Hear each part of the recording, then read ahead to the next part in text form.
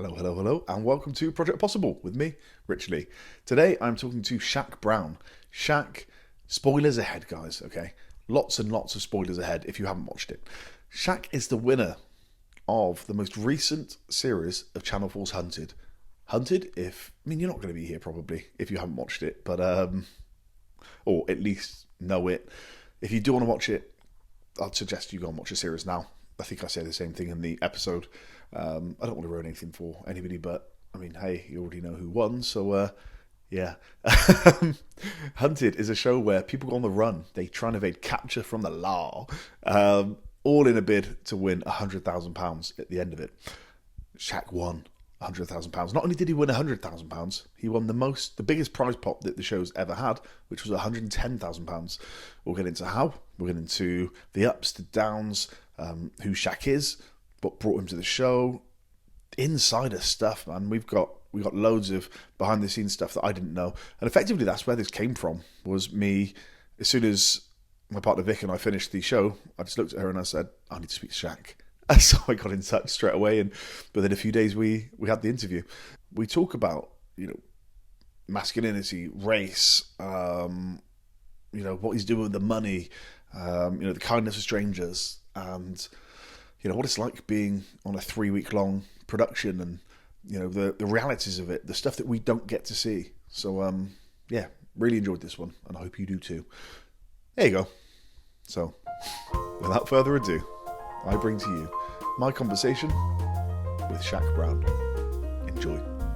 Shaq, I am so happy to be chatting to you, man. As I said to you off recording, as soon as we finished the series, I spoke to my partner who sat next to me. I'm not messaging her, sat next to me. And I said, I'm contacting Shaq. I want him on the show. So can you tell people who you are and a little bit about, why we might be chatting? So my name's Shaq. I'm 32.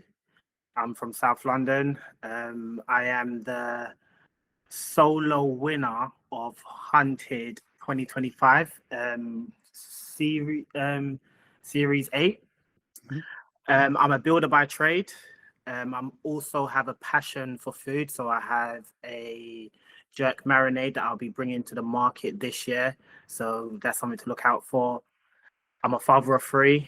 I'm engaged to my partner. We've been together for 13 years. And yeah. I should say up top, there will be massive spoilers in this. So don't listen or watch if you haven't watched Hunted. Watch Hunted Series 8 to the end, because we will be chatting about the whole show. And what kind of childhood did you have? So I grew up in a household with mother and father. My dad, he's hardworking. So is my mum. At the age of, I believe it was 13 or 14, myself and my mum and my 2 brothers, we went to live in Jamaica. That was a great experience for me to see both lives, like what it's like living in the UK, but then also what it's like living in Jamaica. Living out there, it taught me a lot about life and appreciating life, because being in Jamaica, they're less fortunate than being over here in the UK. So when I did come back over to the UK, it was like, okay, it's time to take life serious. I was only 16 when I came back to the UK, but it was like, what do you want for yourself? Like, what do you want for life? What are you going to do? So that really helped. And also seeing my mum and dad work so hard. Like did your dad stay here? Your dad stayed in the UK and he was working, was he? Yeah. So he stayed in the UK with my older sister. So they were. That must have been tough. Like, how was that without your dad? Like for the 2-3 years. Were you still chatting a lot? Yeah, so we were still talking. I would say that when I look back on it, it was like, okay, at that point there in secondary school, in a country that I don't know, because my mum's not from Jamaica, but my dad is. Well, my mum's background is Jamaica. It's Jamaica, but my dad grew up in Jamaica. So at that age, and going to secondary school, with not having that father figure around me, it's like you're just then going to look outside for an example as to what it is to be a man. So but it's that's such a pivotal age, isn't it? 13, 14. You are literally like, and I remember it, you're like, what is it to be a man? What is it to be a good man? You know, and Yeah. I mean, were you able to find role models out there? So there were a few. There were a few. Like I remember this guy. He was a builder. And he done works on my mum's shop. So I looked up to him for what he had done in terms of growing his construction business.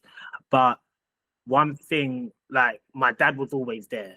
He was always a good dad. And literally last week I called him and I just said, as father to son, now man to man, we've never gone out and had a meal. And I said, I'm going to take you out to have a meal and let's have a talk, which he's looking forward to. And my mom, when I told my mum, she was like, yeah, he will really appreciate that because we've never done it before. So I said, let's just go out and just have a meal and just have a father and son conversation. So you mentioned that the guy in Jamaica was a builder. Do you think that's got anything to do with why you ended up kind of down that path? I would probably say yeah. Yeah? Yeah, I'll probably say yeah. What was it your dad did? He's had food businesses. At the moment, he works for the council, but he's also does scrap metal. So he does a lot. Right. But for me, I'm very good with when it comes to building. That I'm very good with my hands. So I'll probably say yeah. Seeing that guy build my mum's shop, and then from there just see developments and stuff like that is probably why I probably took into building. Let's get on to the show. Before applying, you hadn't actually heard of Hunted. So how did you end up on the show? So yeah, I never knew about the show. My brother-in-law just messaged me while I was at work and was like, do you want to go on the run with me for 21 days, a part of a TV series? So I just called him straight away and I was like, what's this about?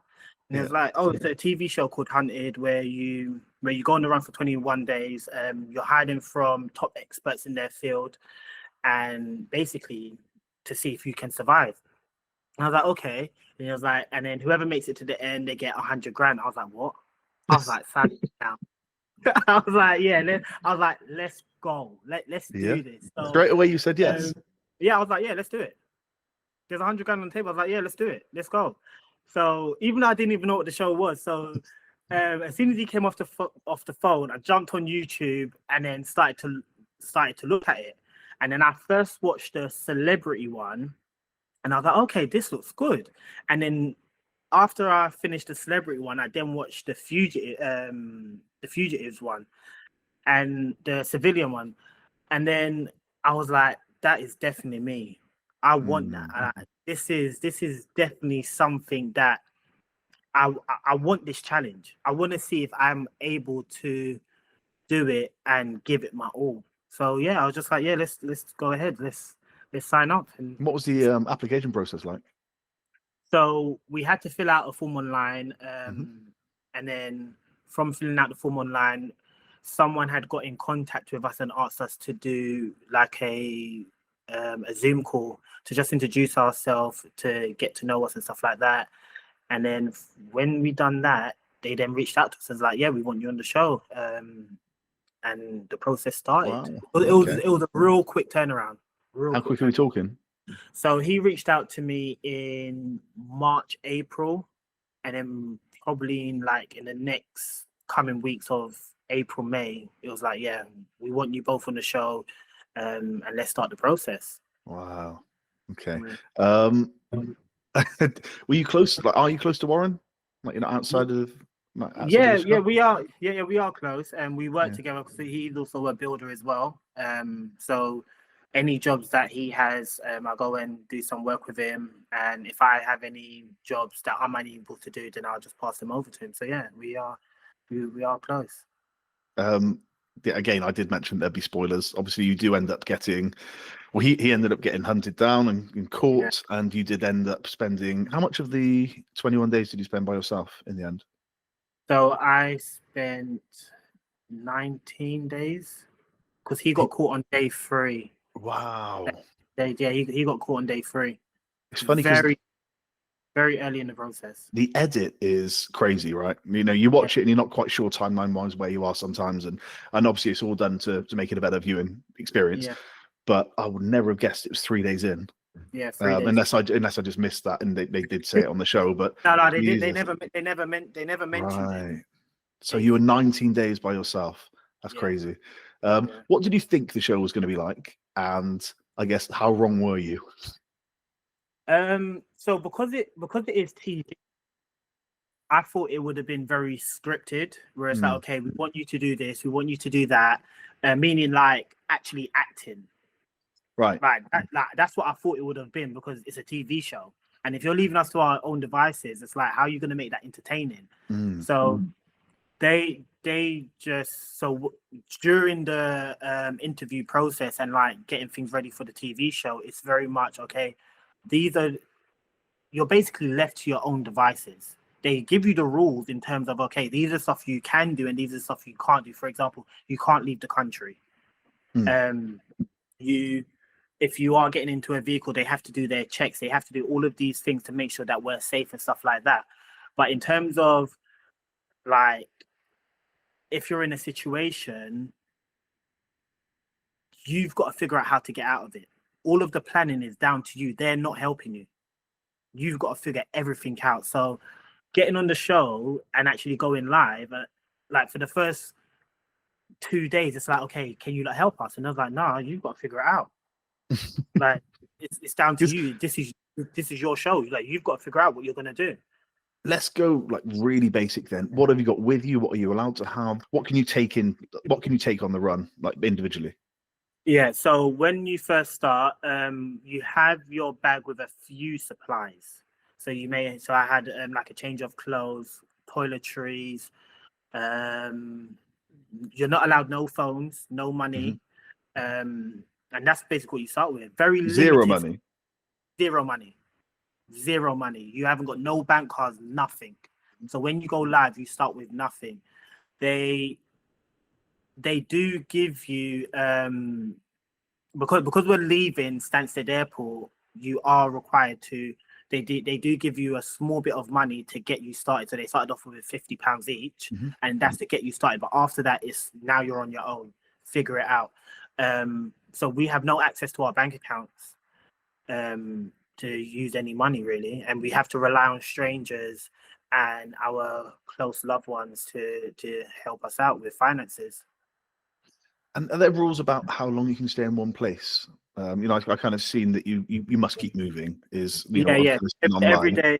Yeah, every day you've got to move, which makes sense, because if you're just camping in one space for like 3 days, it's like it's a bit. I remember when I first. boring.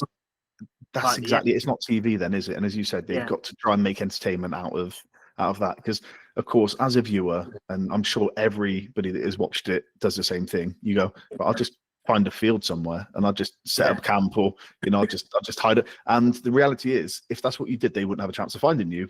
If you find the right place. But what bad TV that would be. It's just like, when my brother-in-law told me about the show, I was like, yeah, let's just find somewhere up in the hills and just camp there for 21 days, get shit D, and then go to the end. With like, that's a bit boring. Like 21 days just sitting up in the field. So it does make sense on why you are moving every single day. And and which I liked as well, because you're moving around, you're meeting new people, and even some occasions where I was placed, I just wanted to move. That I didn't want to stay comfortable in one position. I just wanted to move on, because if you are staying still, that's the closer the hunters are getting towards you. So moving every day for me was really crucial. And you're not told where to go, are you? You're completely in control of where you move to. No, they don't tell you where to go. It's completely down to you on wherever you go. So day 3, Warren gets caught. What are you thinking at that moment? So before I answer that question, we need to pull it back. Okay. So when Warren, before starting the show, I have a lot of conversations with myself. And I said to myself, all right, we're going on this TV show. We're giving it our all. We're going to take on every single challenge that comes, and we're going to give it our all. I'm an introvert. Confidence-wise, I'm very reserved. So I said, this is going to be a big challenge for me, because one, I'm having to speak to strangers. I'm having to step outside of my comfort zone. And this is going to be a real challenge for me. So the only way you're going to get through this is by opening your mouth and asking for help, because a closed mouth never gets fed. So before going on the show, I said, you know what? I'm committing and I'm giving this show my all. Now, there's one thing with having a conversation with yourself and agreeing to it, and there's another thing when it comes to the time to actually executing. So now that we've gone live and we're on the train from Stansted Airport and we're asking people for money, the anxiety has kicked in for me, and it's like, I'm scared, I don't want to do it.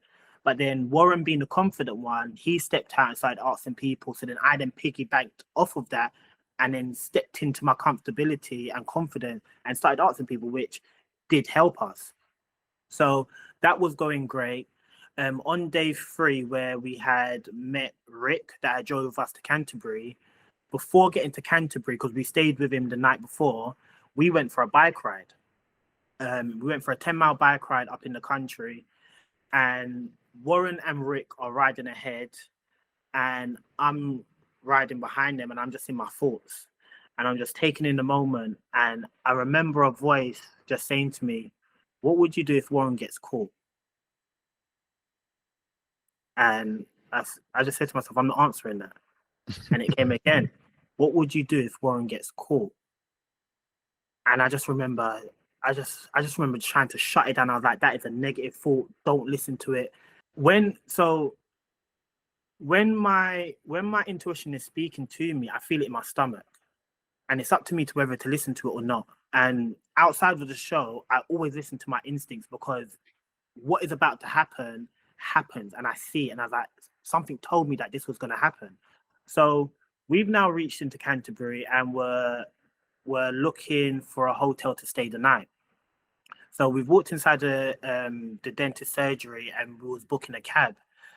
Waiting for the cab to come, we're just chatting with the 2 ladies at the reception, and then my stomach just starts to turn.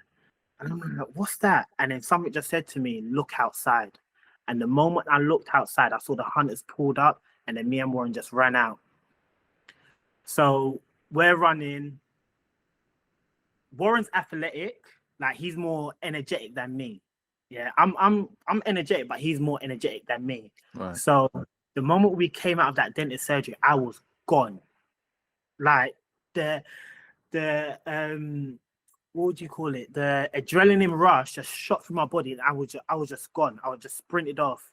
Even the film crew were like, when we saw you run, we just said, we're not chasing after you. We can't keep up with you. There's no footage of you running.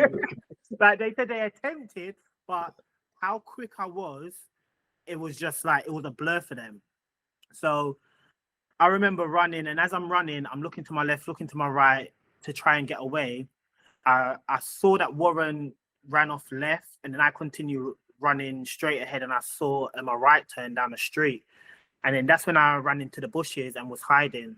The hunter then ran into the car park, but he didn't check the bushes. So as you see on the TV, you see me in the bushes kneeling down. The hunter had run in. And then... How close are we talking to you? Is it meters? Yeah. If he had come probably about 5 steps more closer to me, he would have seen me. That's hilarious. So you're literally 5 steps away from 5 steps. We should say you ended up winning the biggest prizes ever been won on the show, because something we'll get onto later on. But the show was 100 grand, as you rightly say. Yeah. You were 5 steps away from not winning. His 100%. 5 steps away from not winning 100 grand. 100%. So the hunter is running to the car park, but I just feel because so much is going on, his mind is everywhere. So instead of checking the bushes, he's just run in and then has run out. So I'm like, okay, because I remember on previous episodes they always check the bushes. Yeah. So he's run out, and then I've hopped out of the bushes, and that's where you see me on the show, like checking the doors. And there was a lady inside of the building. And I'm like to her, like I'm begging, I'm like, please open the door, let me in. But she's seen everything, and it doesn't look good, because you've got someone that's just like a police officer running to the car park, and you've got me hiding in the bushes. She's not going to help you. So I'm there begging her, like, please open the door. She just didn't. She just paid me no mind. And then I just saw the wall, and I just jumped the wall, and then ended up in the pub. The people in the pub, I just said to them, look, I'm a fugitive, I'm on the run, I need somewhere to hide. The guy was like, oh, hide underneath the snooker table. And I was like, if they come in, they're going to see me. They're seeing that. Yeah. They're seeing me. So he was like, okay, get inside the kitchen. It's like no one can come inside the kitchen. It's like just stand inside the kitchen. So I'm standing inside the kitchen, and I was like, I need to hide, because if the hunters do come in and they ask to come and look in the kitchen, they're just going to see me standing in here. So I remember looking beside the fridge, and I see this small little gap, and I just hop into that gap, and I'm just there kneeling down, and I'm just there, and I'm just in tears, and I'm like, what have we done wrong? How did they get onto us? Yeah. Where did we mess up? Because we thought I can't remember that part. How did they? What was the obviously you've watched it back now. What was the it was the CCTV. CCTV, So yeah. because Loxley had called Nadine, which is Warren's sister, and then Nadine us down to Ashford, Warren going inside the Tesco's, to then Warren getting inside of the car, and then that car got us to Canterbury, and then from there they mapped out all the CCTV to basically see crazy, isn't it? where we went. Yeah, so I'm inside, I'm sitting beside the fridge, and I'm like, where did we go wrong? And then all I hear is, have you seen a black guy running here? And I'm like, oh my, it's over. I'm like, it's over. And then the pub manager was like, yeah, he ran him through the back, and then he ran straight back out. And then I just heard the hunter say, well, if you don't mind, we want to take a look to see if there's someone in there. And I'm like, it's over. I'm like, it's over. Like they've got me. So then I'm still beside the fridge. The chef is inside the kitchen, and then the hunters come to the door. Now, the space between where I am and where the hunter is probably about 2 meters. Yeah. Or less. Yeah, probably like less than 2 meters. And he's come to the door, and he was like, have you seen a black guy come in here? And the chef is like, no. And then he was like, well, we're very good at finding people, so we will find him. So I'm in the corner, and she's giving me eye contact to say that don't say anything, because the hunter is still at the door. So after probably about 20 minutes, they've now left. The manager's come back and is like, yeah, they've gone. And then I'm still in the corner. And I'm saying to myself, where did we go wrong? If Warren has gotten caught, what am I going to do? Now, the same question that came to me on the bike ride is the same question that came to me again while I was beside the fridge. If Warren gets caught, what are you going to do? Now, at this point, I've got to answer the question. And because you don't know who's being caught at this point, right? Because I don't know. And they don't update you if your partner does get caught. Like, you will never know. The only way you'll find out is if one of your associates end up telling you when you finally meet them. So the questions come back to me. What would you do if Warren gets caught? And I just remember bursting into tears. And it's because Warren is the more confident one. And if anyone was to get caught first, I would have said it would have been me. Right. And that's because of my confidence within myself, that I see Warren bringing it to the end than me. It would have been that I have to keep up with Warren in order to get to the end. And I guess he's also brought you to this, right? He's brought you into the whole thing. Like, he's the one that said, hey, let's do this. Like, it's obviously, this isn't happening unless he picks up that phone to you. So there's like, a bit of, right, you've got me in this mess, and now I don't even know if you're in it with me. Yeah. So I just remember bursting into tears, and I'm like, I just said to myself, I'm going to do this. Remember why you're on this show. Remember who you're doing it for. You're doing it for your children. You're doing it for your partner. Remember why you're here. And I said, I'm going to give it my all. I will rather the hunters catch me knowing that I've done 100% than them catch me and I only done 5%. So I said, if I get away, because the hunters have had 2 opportunities to find me and they didn't. So luck is on your side, or the universe is on your side as to why things are aligning for you to not get caught. So I just said, you know what, I'm going to give this my all. And when I came out of the fridge, after a while, you see me on the show writing down on a piece of paper, where did we go wrong? Like, what was happening? How did they find us? And that's me strategizing to try to map out what messed up. And then, there's from so that moment. Many things, and not just you, the other partners, the other pairs. Like, there's so many things that almost you can't have it all in your brain at one time, because you got to remember they've got access to ANPR, to the number plate recognition. They've got the CCTV. It almost feels like. Did it feel like the odds were stacked against you? Yes and no, because I'm an analytical thinker. I would always put myself in someone else's shoes to be like, okay, how are they thinking? What are they gonna do? And then from I can do that, I would then put myself back in my shoes and be like, okay, what is your plan? Okay, if this is your plan, how could they suss out your plan? Yeah.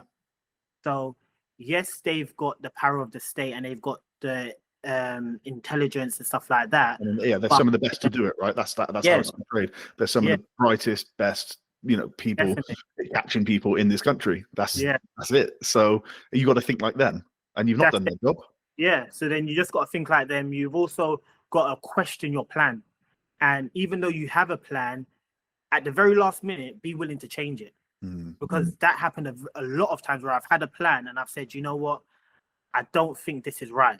Last minute, change it and be comfortable with that change. And every time I've done that, I got away.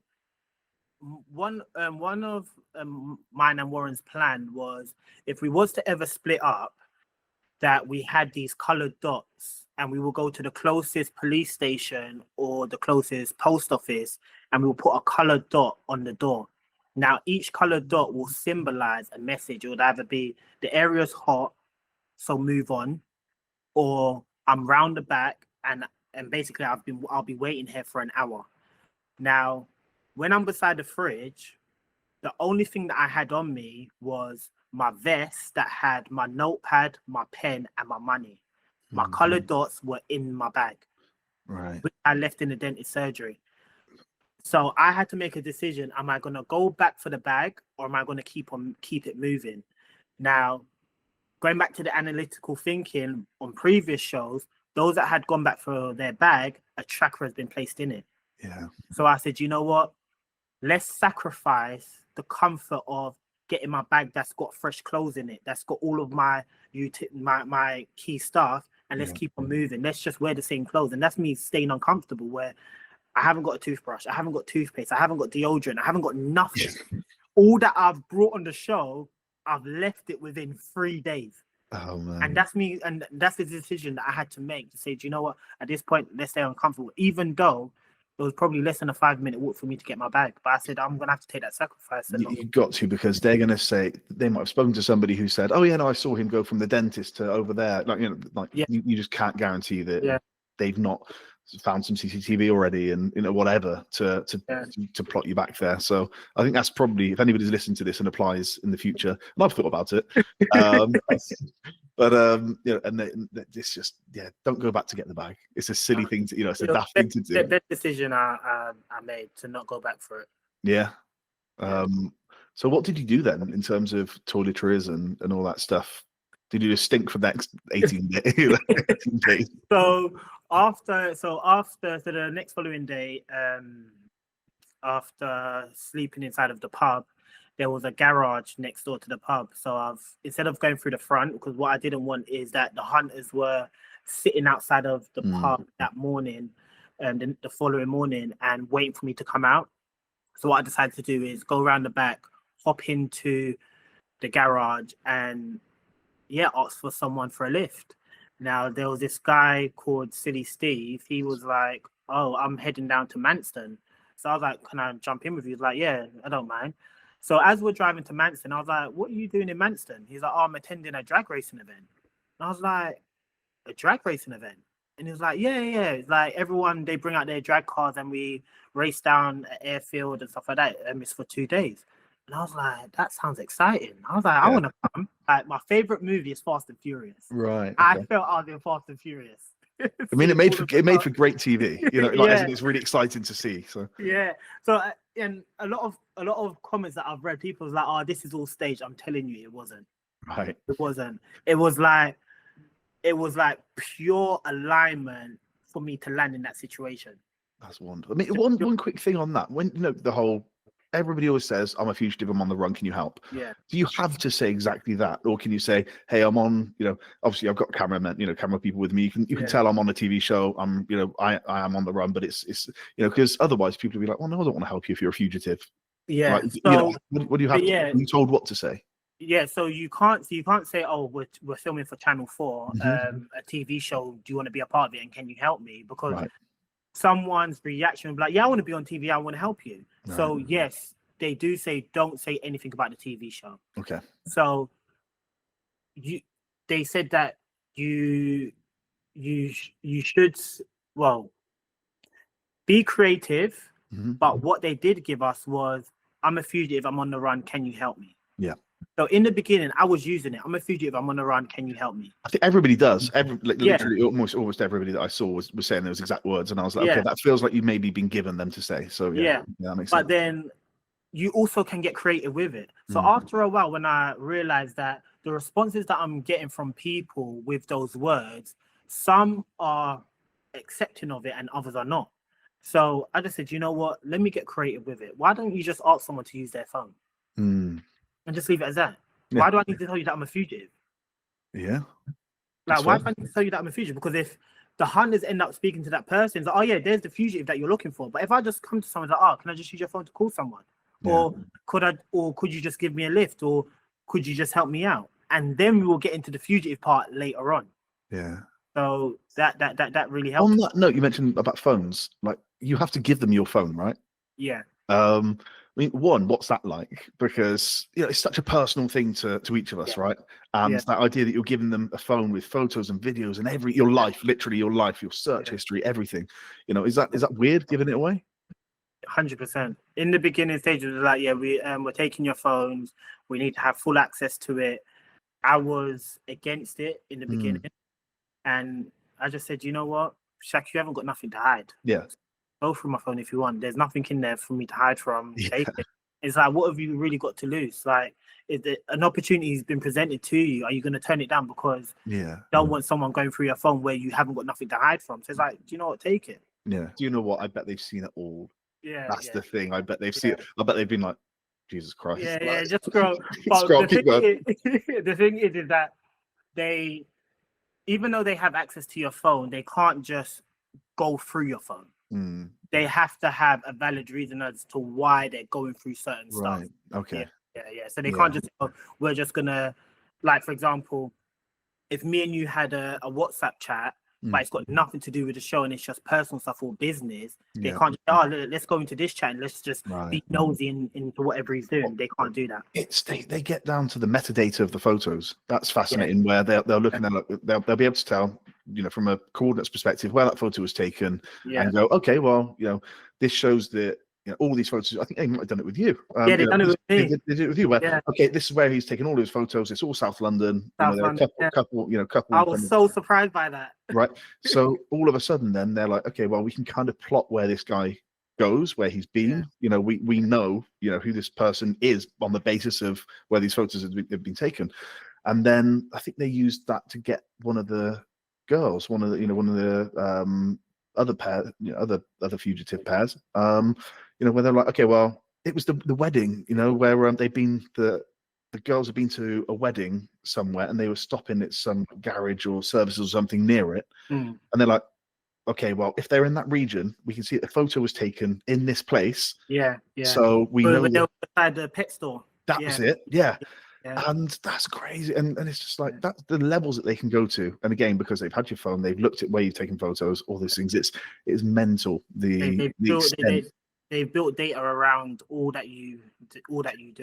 And all the people as well. Like, were you surprised on watching it back on how extensive the network of your friends, your associates, they kind of go? Because it's not like, I call it like, first ripple, second ripple people. So, first ripple will be, your partner, your kids, your mum, your dad, whatever. Second ripple, friends. Second, friends of friends, friends of friends of friends, acquaintances. How they go far. They're like, being on the show, it just showed me how serious they are about their job. Like, even though it's a TV show, they are actually serious. And I think when I was hiding in the bushes and I saw the hunter, the look on his face is what woke me up and was like, this is real. Yeah. This is not a joke. It didn't feel, did it ever feel like a TV show that you were kind of taking part in, or did it just this is just real life? No. It didn't feel like a TV show. It felt that I am actually on the run from these hunters. Yeah. Because like I said, when the moment I saw the hunter run into that car park and I saw the look on his face, just hiding in the bushes, is like, he is not playing around. Like, he is actually out to look for me. So from that moment, it was like, okay, all the fun and games is over. Yeah. And that light switch just clicked for me. It was like, this is go time. And I feel, even though it was sad to see Warren get caught, but it was a big benefit for me with my time on the run. Yeah, I mean, it's harder as a duo, right? Yeah, I'd assume it's harder because you've got the two of you to worry about. You know, all right, I need to pop to the loo or whatever it is. You know, like you've got all of these different dynamics at play. But when you're by yourself, you get to be a bit selfish. Yeah, it's all within. Yeah, all you're doing is just caring about yourself. Sad to say, but I saw the benefits of me being by myself for the full run. To those that were still with their pair, and at points where they decided to split, your thinking's now gone all over the place, because you're now thinking about the hunters and surviving, to now thinking that, oh, I've split from my partner. What are they up to? Have they been caught? Like, so much is clouding your mind. Where with me, day 3, even though it wasn't confirmed until later on down the line that Warren was caught, but I just said to myself, Warren, if you're still out there, I'll meet you at extraction. What day did you find out that he was caught, like, for definite? I believe it was when I met up with Damon. So after Manston, I then went to Dover. After Dover, Brighton. How funny that you ended up back there anyway. Yeah. About day 6 or 7. Okay, so we're talking 3 or 4 days. We're just not sure. Yeah. But you assume, but you don't know. I assumed. You mentioned fun and games. Now, a big part of this show that is clearly a full TV thing is, when the fugitives do silly things to kind of wind up the hunters, right? Obviously, you took a photo outside of the pub, which is funny. But then the drag show, the drag show, the drag race. Do you want to talk to me about that? Talk to me about, because that was great TV. It was really funny. I've landed at after doing the post at the pub, I was like, yeah, that's great. But then now we're at the drag racing event. I'm like, I'm in my Fast and Furious element. I'm like, yeah, let's do a Dominic Toretto style thing. So I was like, this is the best place to lure them out. There's cars around me, and I'll just get away. So, I got all the guys. We had conversations. I was like, look, this is what I want to do. I want to lure the hunters out here, have them turn up. I want to see them, and then I want to have another car ready to leave. So I've taken the video and I've posted it, and then the panic just kicks in. Of course it does, because you just opened yourself up. You don't know what they're going to do. You don't know, are they going to put a drone in the air? Are they going to put a helicopter? You don't know what they're going to do. Like I said, the camera crew that you've got, they're not giving you any information. So I'm just sitting there, and I believe we waited for about 2 hours. Right. 2 hours for them to turn up. So they've pulled up, and then I'm outside of the airfield across the road, but I'm looking on the entrance. So I've seen them pull in, and then they've shown a picture to the guys at the gate, and they've asked questions. They've hopped out the car, and I've seen them hop out the car, and then I've driven off. And then, yes, the black guy that was there, he was meant to be my decoy. So with what they've done in terms of calling the hunter back up to the top and stuff like that, I had no idea. You didn't? They just didn't. I didn't know nothing. That was all down to them. I didn't know nothing about that. So we should say then, for listeners, viewers, that there was kind of a decoy play that I genuinely thought you were part of, and maybe. And my question in a second is, are you asked to do that sort of thing just to make for better TV? I guess. No. But so all of what they done, that was not a part of the plan.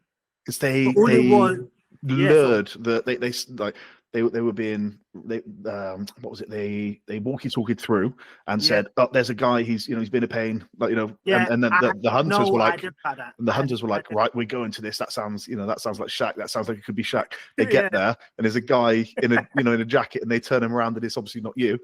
And that was not you. You didn't, you weren't even part of that. I had no idea.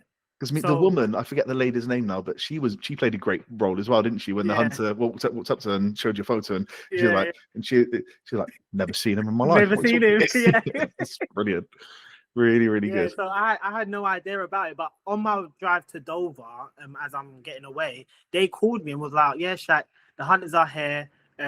We've locked them in the airfield, and we've just lured them up to think that it's the guy there." And I was like, "Listen, you lot done great." So now watching on TV, I was like, that looked fun. I wish I was still there. It genuinely did. And again, I really did think that you were part of that ploy. That part there, I wasn't a part. I didn't know. I had no idea about it. How far into the run were you when you found out about the £10,000 in the library? Halfway point. Yeah, it was halfway point. Right, let's talk about that. So you got a message, or you were given a message. By the way, how many people are with you with the cameras? So I have my PD, which was Georgie. Then I had Bo. Oh, what's a PD? So your PD, that's the person that stays with you. Right. So they're the person that looks after you. Okay. Like they're the main camera person for you. Right. And then you've got her assistant, which is Bo. And then you had Curtis. Curtis is like, he will get the shots from inside of the car. So like like that, he will do the shots. And then you had their driver, which was James. Right. So four people. Four people. And is that the case? So when you were with Warren as well, you still had the four.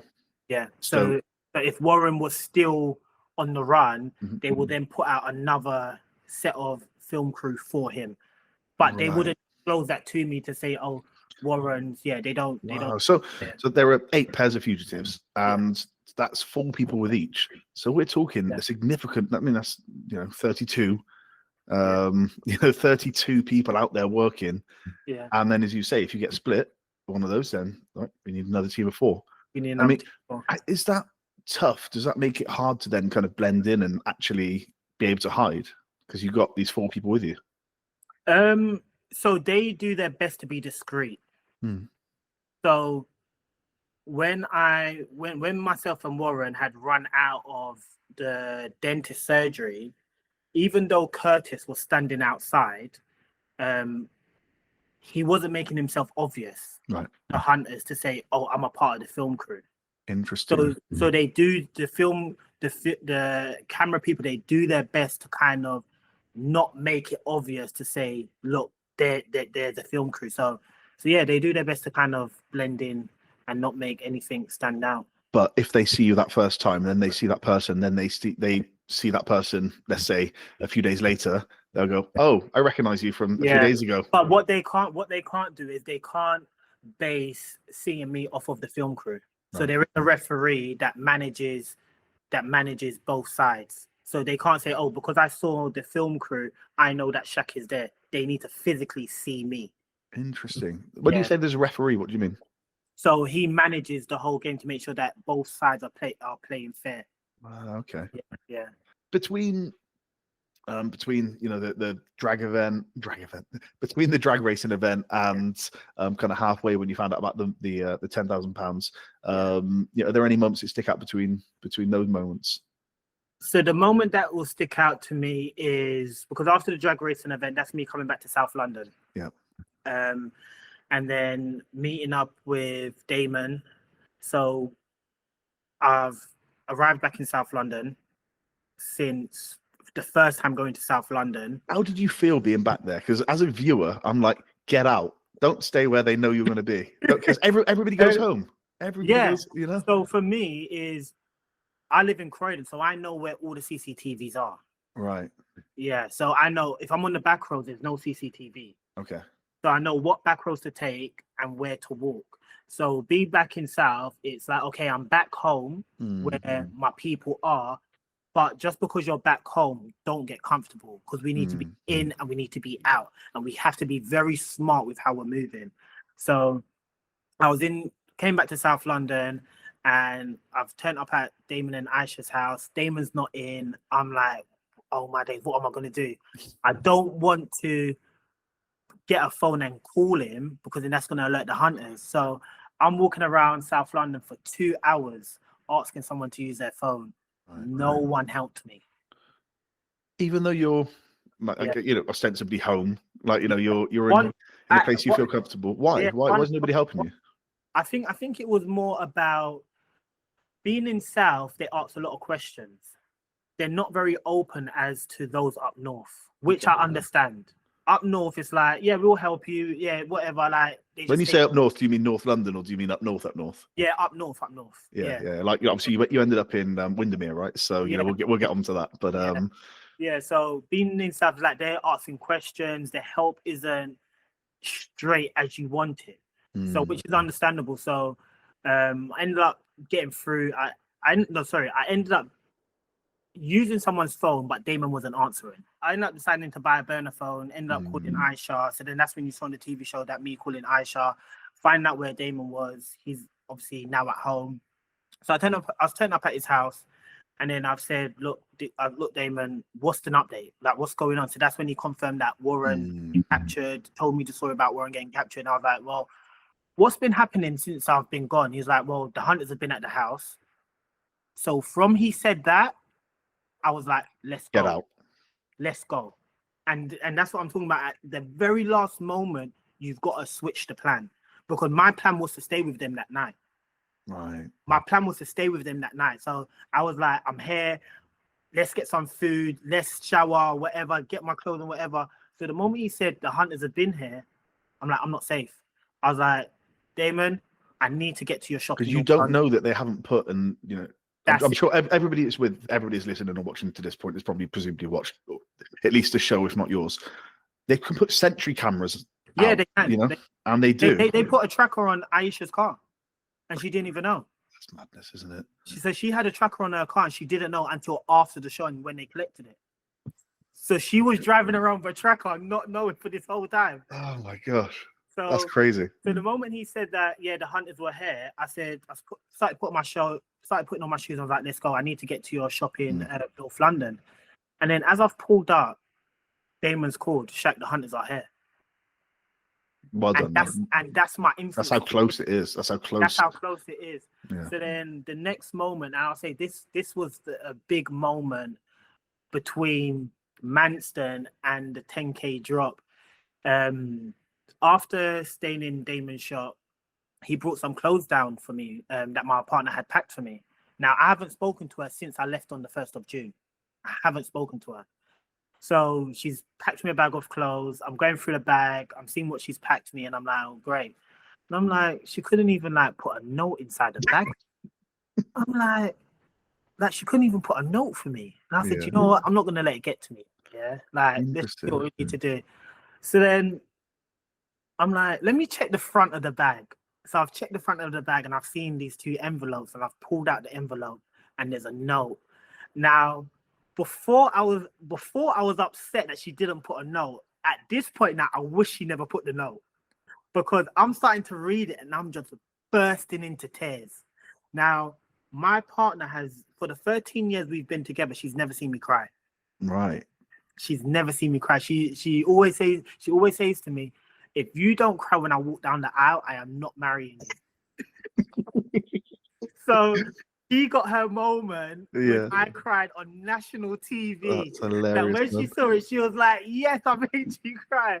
But receiving that note was a beautiful moment for me. And it just reinforced going back to me but hiding beside the fridge. And I made that decision to give it 110%. Yeah. Receiving that note was like, yes, your reason why is reinforced even more, that they see what you're doing and keep on going. So is that what the note said? Just kind of, Yeah, it was like, you're doing great. When you're ready for my assistance, I'm here for you. and the 100 grand is yours. Like God's already claimed it for you, and that was at the bottom of the note. So, and yeah, I ended up walking home with it. So, yeah, that was a beautiful moment. But then Damon then received a phone call from his mum, and the mum was a bit off with how she was speaking, and Damon was like, "Yeah, something's up." And I was like, "The hunters are there," and I was like, "D, I need to get out of there." So we lined up for another car, and I was gone. And now, as I'm on my way to Luton, I get another phone call. Shaq, the hunters are here, and that's me again listening to my instincts. So it's just a trail of like, you know, it's amazing how close they get constantly. Yeah. I mean, I think at one point the main guy is like, you know, you've got like you're a cat, you know, you've lost like how many lives have you lost at this point? You know? But yeah, at the end of the show, the hunter said to me, "There was like, you were so good that we were always one step behind you, but we could never get ahead of you." And that's because of my instincts always kicking in, that you'll never figure out the plan. And if you did figure out that plan, I ended up switching it at the last minute. And that's the thing. There's a rugby player called Jason Robinson. Don't know if you've ever heard of him, remember him. He used to run in a way that like commentators would say, like, he doesn't know where he's going. So how's a defender supposed to defend that? Like, there's no, you know, if he doesn't know what he sets off and he's like, he just does whatever he does, right? It's like, if he doesn't know what he's doing, you don't know what he's doing. Like, there's no way of second guessing that. But you're the Jason Robinson of hunted, which you know, is an accolade. He's a hell of a player. But so from there, what was next? So I've headed down to Luton, stayed with Simba and Marika.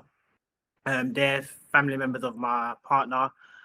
So my game plan is now, anytime I'm going to meet up with my associates, meaning family, I don't call them, I just turn up.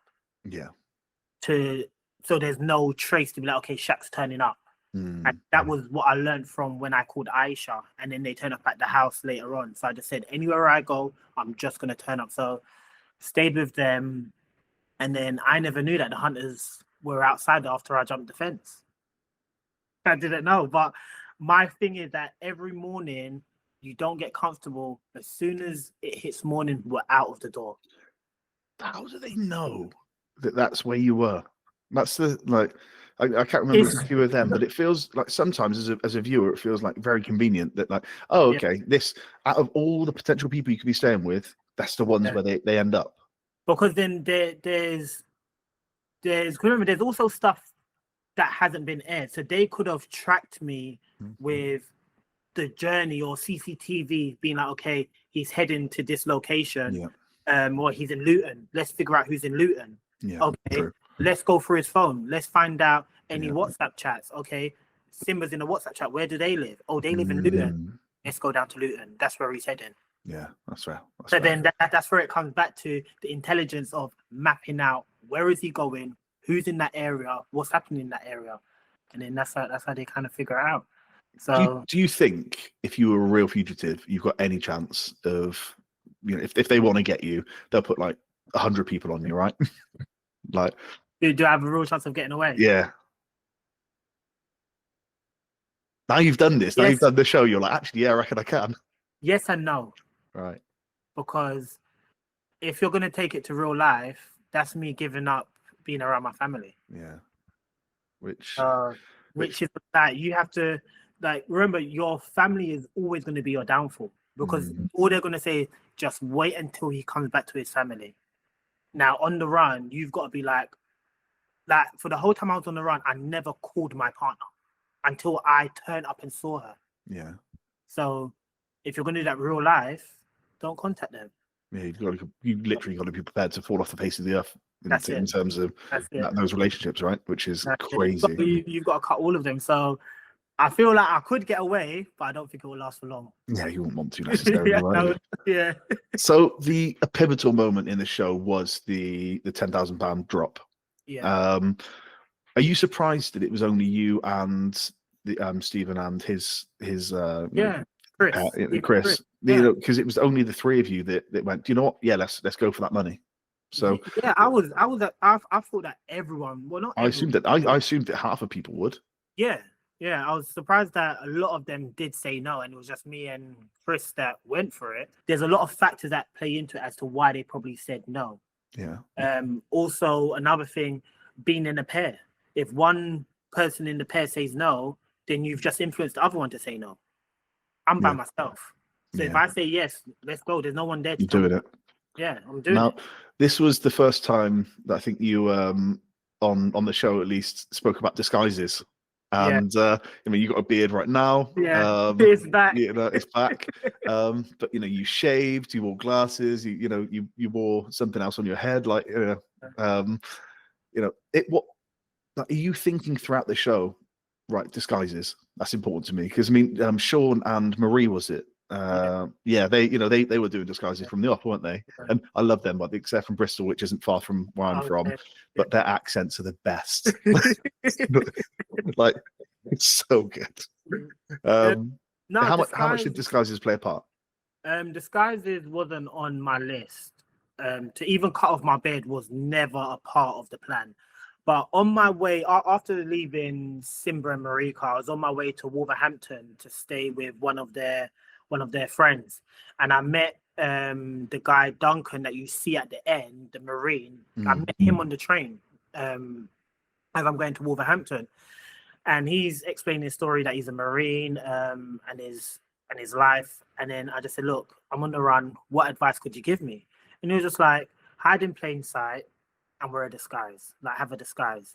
And it's like, don't do what everyone does with putting on a wig because it's not you.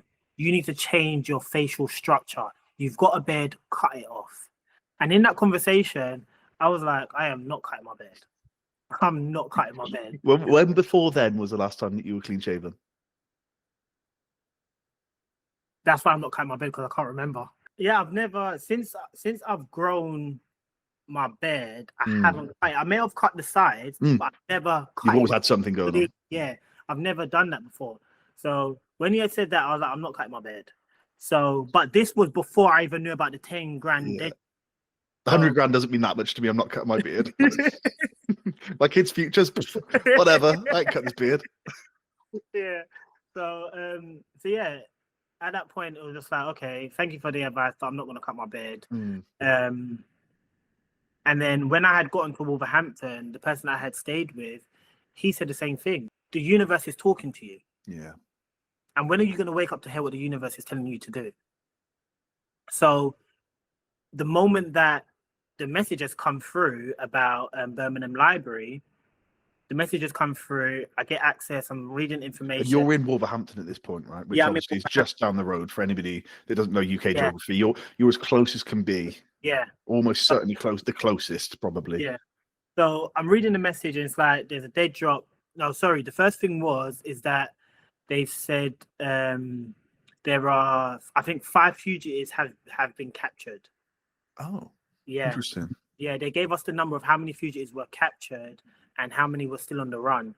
And at the time, like, correct me if I'm wrong, I believe it was 5 had been captured. So the way how I saw that, I was like, okay, if it's 5, obviously Warren's been caught, and then Warren's been caught, and then there's the other 2, so that now made sense on who's been caught and whatever. And then there's 10 grand in Birmingham Library. Whatever fugitive is brave enough to go and get it, the 10 grand's theirs. The hunters have not been alerted about it, so they don't know. But we do need to remember that there is facial recognition. If you do get the money and you get captured, you do get to keep the 10 grand. If you do get the money and you get away, you get to spend some of it whilst on the run. So are there any rules as to like how much of it you can spend? Yeah, so we was only allowed to spend $1 grand. The first thought that came to my mind was, no, I am not doing it. I'm not doing it. Like, I'm not sacrificing 10 grand for 100 grand. I was like, no. But I never said it. I just said it to myself. And then I said, okay, before you make any rash decisions, let's just break it down.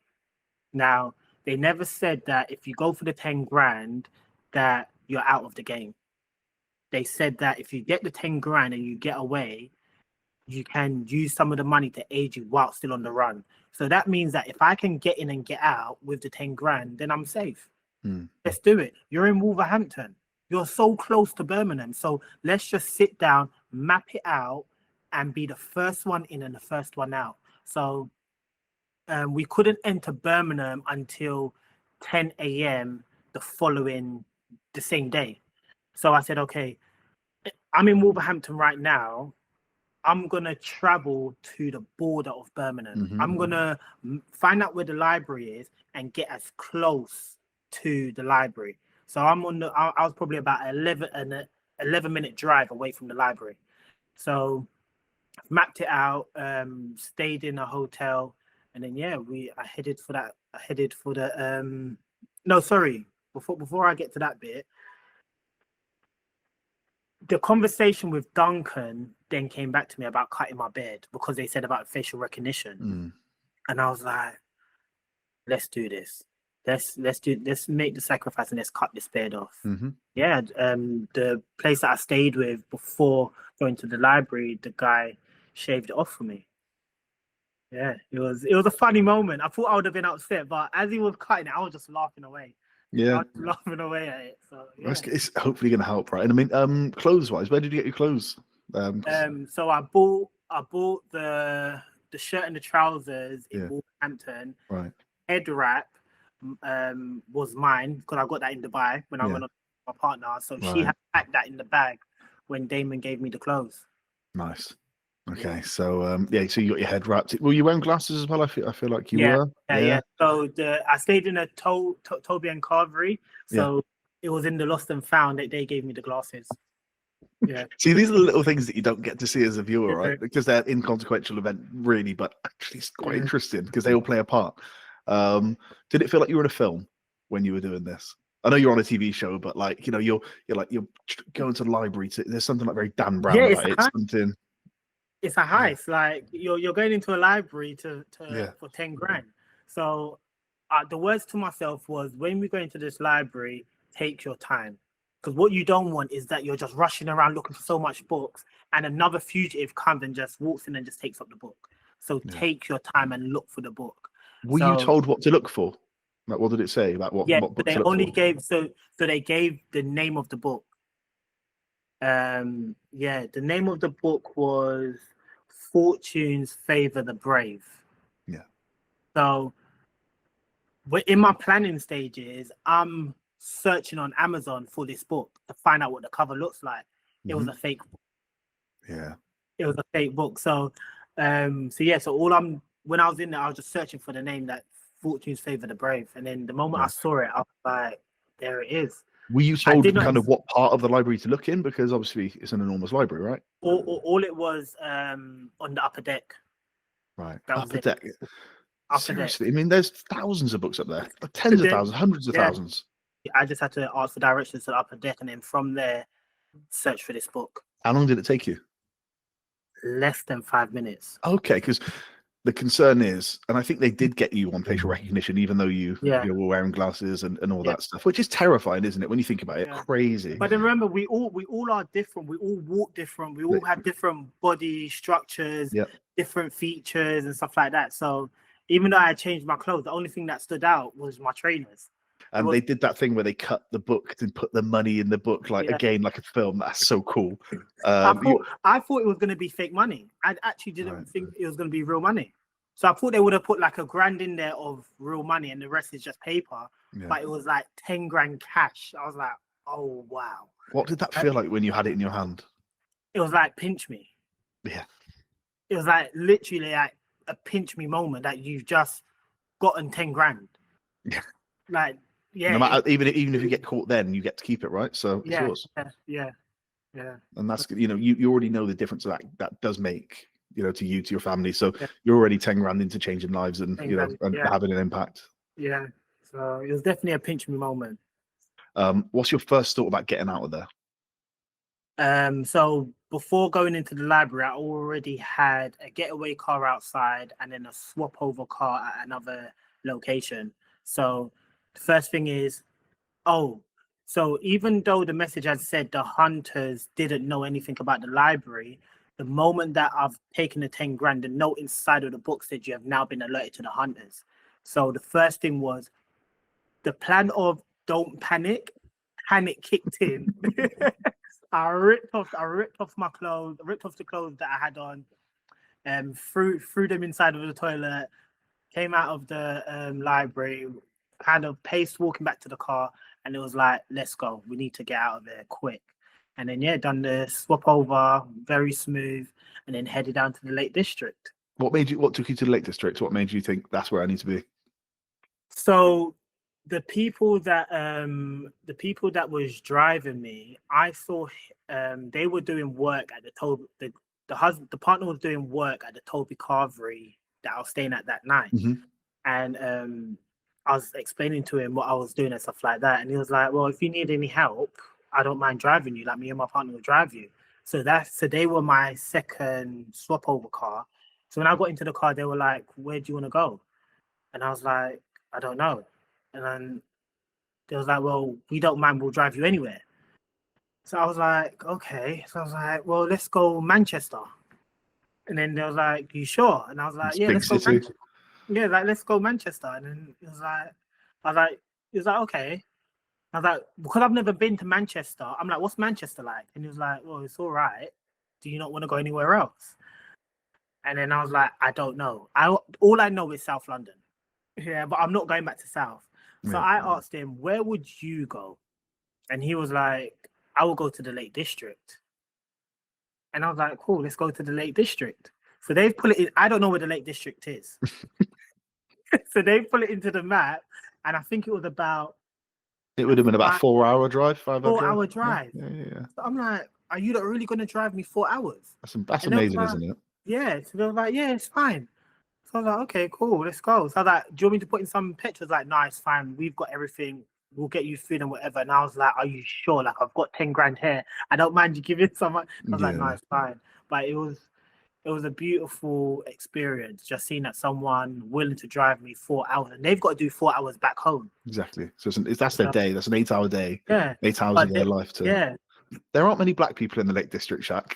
There's not. So in South London, it's very, very different. It's probably easier to hide. Like Lake District, I can't imagine it's the easiest thing in the world to be a black guy that's trying to hide in the Lake District. I did feel out of place. Did you? Because I was the only black guy up there. Yeah. And that was always my thoughts before going on the show and whilst being on the show, that because of my ethnic background, me just standing out and people not wanting to help. But being on the show, I was proven wrong. That the amount of help that I got from people was just like, the amount of love and the way people just embraced me was just like, it's like the way they embraced me is like they knew me already. So they just didn't feel like strangers. They felt like family. So I'm a big believer, mate, in most people are good. I think, fundamentally humans are good people. Like, people are good. And, when you see somebody that needs help, I think we're pretty much designed to support each other. That's how we thrive, right? That's how we grew from really cavemen to what we are now, is community and supporting each other. And that's the only way. So you're worried about that before coming on the show? You thought that it might impact not people wanting to help you and things like that? Yeah. That, and I even said it to the producers. They said, "Oh, what do you feel would hinder your time on the run?" And I said, my skin color and the places that I go. That if I'm in South London, there's so many black people around me, but when you're going up north, you're gonna stand out. People may not want to help you, and because of also the way that I'm dressed in all black. and you're telling people you're a fugitive on the run. I'm a fugitive. I'm on the run. It's like. So that's definitely not going to help. After leaving the hotel in Windermere, my PD gets a message, and there's like, "Can you please play this recording to Shaq?" So I'm like, "Okay, what's this recording?" Ray Howard, which is the detective, the main guy. He went on the BBC radio of Cumbria and put a news report out there about me, telling the Cumbria community that there's a guy that's on the run. He's wearing all black. His name called Shaq. He's cleanly shaven, and we're looking for him. He's great at what he does, but we need to find him. We Yeah. need help in finding him. So I'm still in Cumbria. So I've listened to the recording, and at the time, because he said I had on all black, I took off my black jumper, and when I was staying with Simba gave me a red jumper. Right. So I switched out the jumpers. So I think it's the last episode where you may see a short clip of me having a hat and a red jumper on. That was me up in Cumbria. Right. So I put on the red jumper now, and I'm like, I need to get out of Cumbria. I need to get out of this area. I need to head somewhere else. So I've gone into the bookies and I've asked, when is the next bus coming? Because I want to head a different direction. I want to head down to Newcastle, because someone that I had met in Dover after Manston, she said, whenever you're in Newcastle, reach out to me and my son will put you up.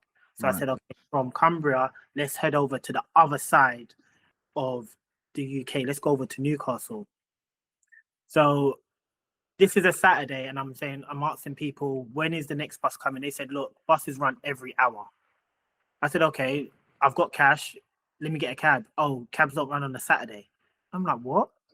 Like, how do cabs not run? It's such a sleepy place, man. Yeah, I'm like, in South London, if I need a cab, it's coming in 5 minutes or 3 minutes. Right? Yeah. So I'm not used to this. So I'm inside of the bookies, and I see a elderly lady and her son outside of the door, and they're both talking and they're looking at me, and I'm like, they know. They've heard the broadcast from Ray Howard about me. They know. So I stepped outside of the bookies, and the elderly lady is sitting at the bus stop, and she's looked at me and she was like, do you need help? Are you okay? And I was like, no, I'm not. I need somewhere to stay tonight. And she was like, well, you can stay with me. I just live around the corner. So I'm like, okay, like, let's go. So I'm open to going, but then I'm also not, because of what Ray had just done on the news report. So I'm walking with her, and I just asked her, I was like, where was you going before helping me? She said, I was just going down to the leisure centre for a swim, but I don't mind you staying with me. I said, do you have space? She was like, yeah, I've got a spare bedroom, you can stay. So we're walking to her house, and then she's opened up her porch. Her porch door was open, like it was unlocked. She had her keys inside, and I'm like, do you just leave your door open? She was like, yeah, up here safe. I was like, that will never happen in South London. I make sure I double lock my door, even if I've locked it and a thought comes to me, did I lock the door? I'll go back home and check if it's locked. She was like, no, up here safe. No one isn't coming in. So she's invited me into her house, and she was like, look, make yourself at home, put the TV on. The kitchen's there if you want to make yourself a drink and whatever.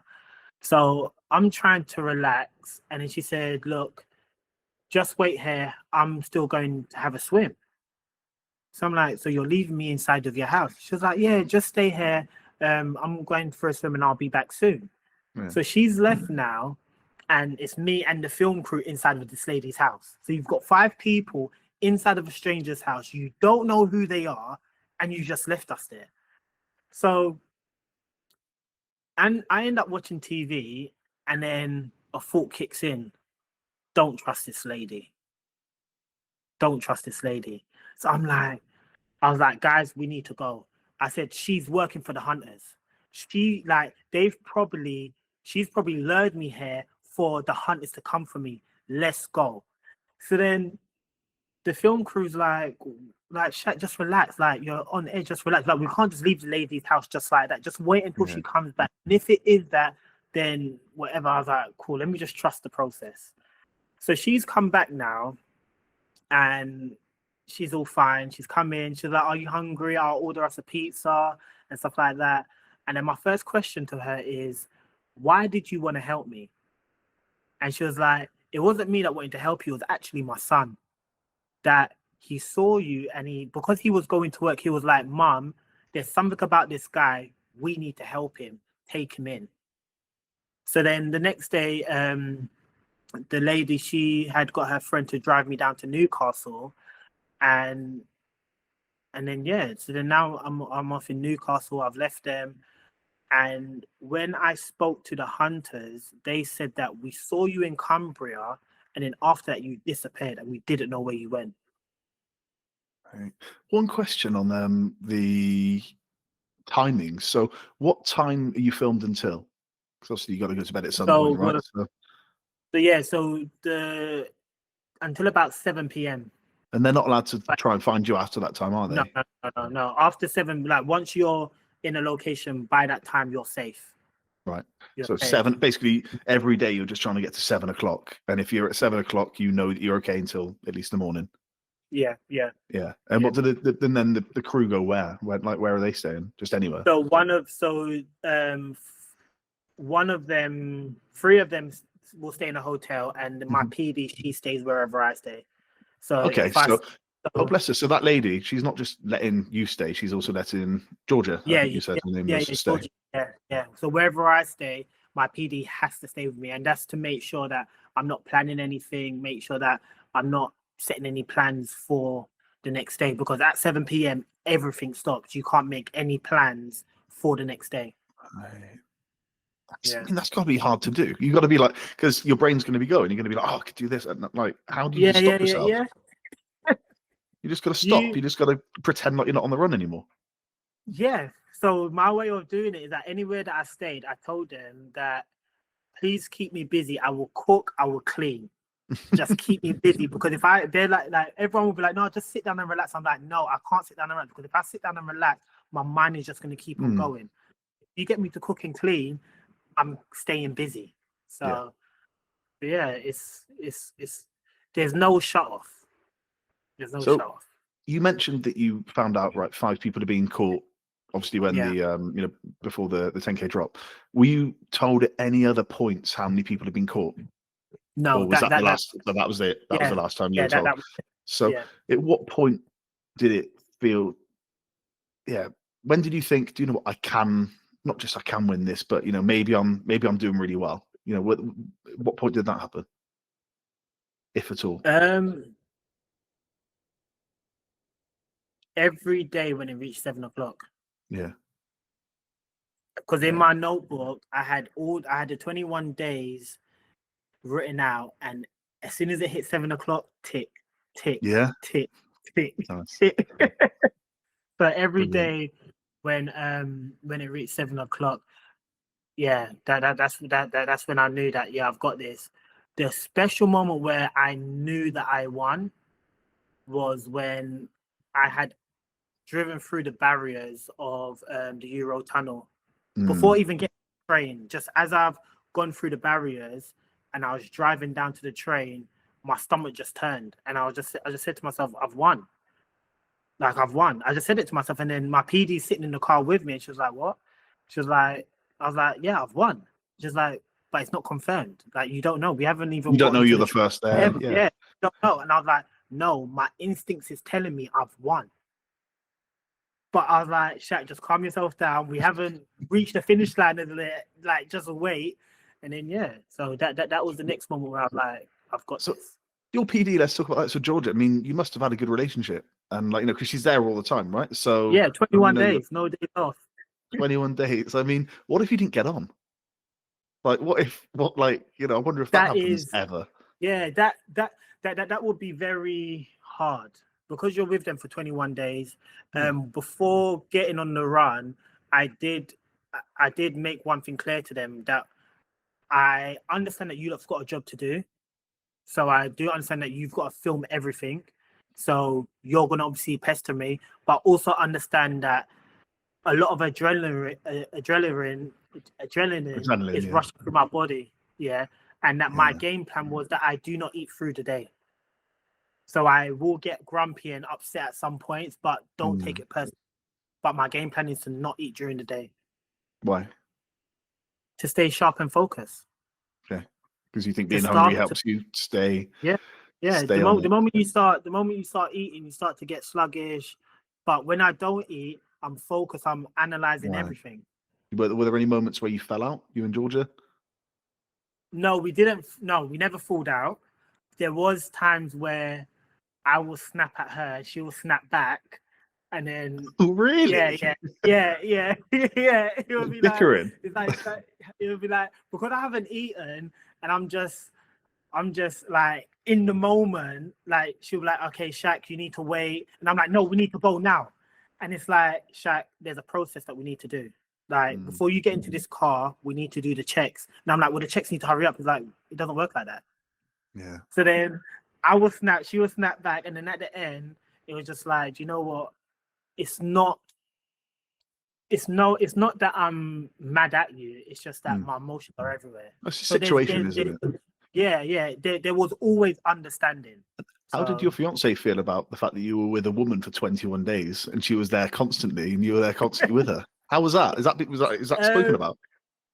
Yeah, so she somewhat she was a bit uncomfortable because she didn't know. Because remember, from the first, I haven't spoken to her, so she doesn't know who I'm with, whatever. So until when I've come back and it's like, okay, who's this? And I'm like, oh yeah, this is my PD. She sleeps where I sleep. It's like, what?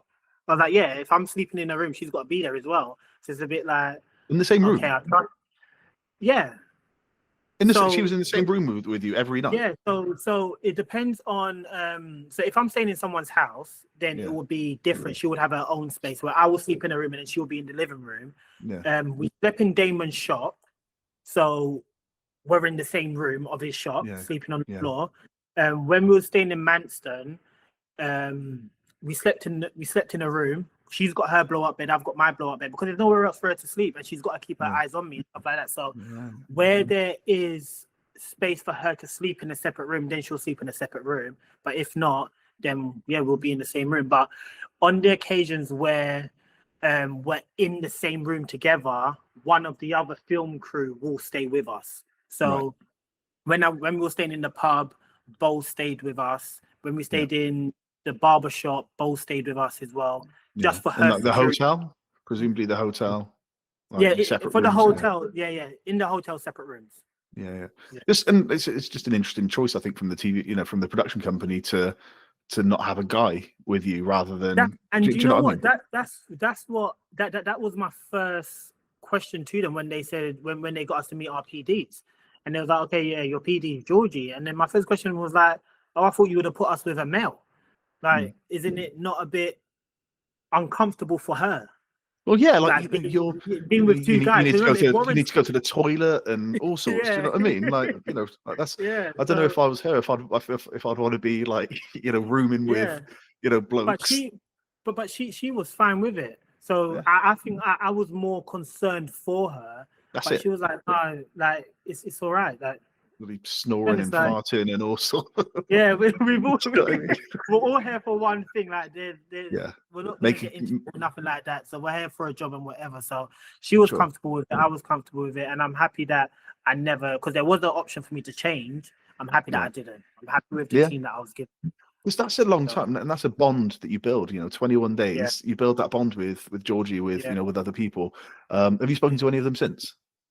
Yeah, I've spoken to a few of them over social media. We are due to meet up in the summer once the weather gets much better. Because you did something special together. That's they're the unseen kind of part of the team, part of the puzzle that it's special. You did something, and then so I guess it does build a bond. Oh yeah, just to add on to that. So one of the guys called Bo, he had filmed previous hunted shows. So he had done the celebrity one and he had done the civilian one, the previous one. So he was with the two elderly ladies on the civilian one. So my first question to him when I met him and he told us that he had filmed previous one was, has he ever won? Like, has his team ever won? And he was like, no. And I said, all right, don't you worry, I'm gonna bring us to that finish line. So when I done it, the first phone call I had with him, I said, what did I tell you? And he was like, Shaq, you was right. You brought me to the finish hilarious. line. Yeah, I done that for us. Were you happy with the edit when you watched it back? Were you happy with how you came across? Happy with like what they included, what they didn't include? Yeah, I was happy with it. There was some stuff that were missed out, some stuff that I would have taken out and added other stuff in. For example, the story that I just said to you about me staying with that lady and her son, that was a story. There's a few other stories that I would have added in, but it's only 8 episodes. We've only got an hour. There's other fugitives, so I understand that you've got to fit everyone within that 1 hour for how many episodes and to make the story make sense. So, of the other fugitives, who would you have liked to have won if it wasn't you? the mother and daughter, Saffron and Dion. For one, their story. Also, Saffron, her plan was to move. I believe it was to Barbados. She had plans to move to Barbados. Yes. And yeah, just meeting them before the run, like they were just good people. Like I really like them. So because that was a big part. That was a big part of the reason that they were doing this together, wasn't it? Because she was going to be moving soon, and for Dion, it was the fact that she was. It's like the last big thing that we can do together, because they see obviously they were incredibly close. I mean, the whole family seemed incredibly close, didn't they? And oh god, there was that awful thing where was it her Dion's brother? He passed away. got stabbed, didn't he? Yeah, so that also resonated with me because I lost my cousin to knife crime as well. So I'm sorry to hear that, man. When was this? This was back in 2017. Yeah, 2017. What's your cousin's name? Beyond. I feel like I want to ask more questions. Am I not, do you feel comfortable talking about that? Yeah, we could talk on it. Yeah, like it's like, I mean, how did that impact you firstly? And were you close with Beyond? Yeah, we were close. And it's funny because he was couple months before passing, or I'll probably say about a year before passing, he had just come out of jail. And we was having a conversation, and then he said to me, the first conversation after coming out, he was like, "Oh, Shaq, I just want to get back on the straight path." He wants to move to Dubai to do construction. And he was like, "Shaq, like me and you should go move to Dubai together and go and do construction." And because I had my son at the time, it was a bit like, I just said no, because like, I've got my son here, and him being here and me moving to Dubai, like I want to be in his life. Like I grew up with my kids here, and financially at the time, I didn't have the funds to move to Dubai. He also said to me that he wants to have a child, and I was like, "Cuz you just come out of jail, like take your time." And then I just remember getting a call from my sister, and she was like, "Yeah, Beyond's just been stabbed." And I was like, "What?"